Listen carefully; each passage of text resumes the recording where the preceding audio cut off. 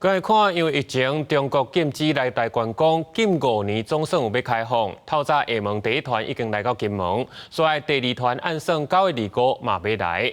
咱6月会指出，因为中国即马敢若开放福建民众来佚佗，这总人数是还无到150人，相关的政策嘛要阁随时检讨。 准班入港进前，金门县观光处已经准备好红布条甲人行人驶就是会迎接继将近5年第一日到金门的中国厦门旅游团。21个团员虽然讲是一般民众，但过好亲像未少旅行业者，拢将低调不愿受访。这个小学呢，它后。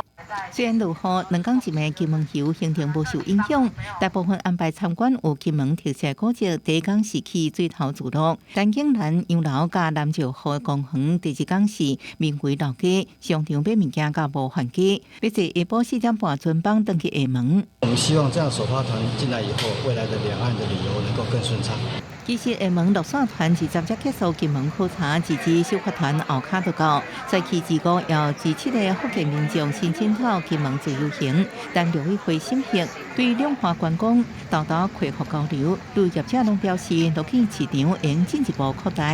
两岸的观光旅游已经有开始慢慢的在破冰。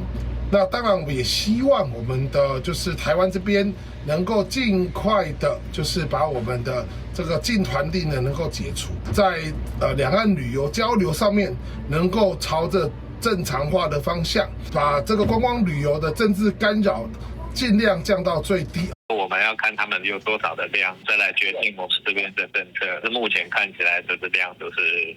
非常少。6委会指出，政府欢迎中期来台旅游的立场无变，不过中方到即马只开放福建民众到马祖金门旅游，而且目前团客甲自由行人数无到150人。对比今年1到7月，已经有158.5万国人去中国观光。相关政策看两岸整体经济变化慢慢检讨。记者综合报道。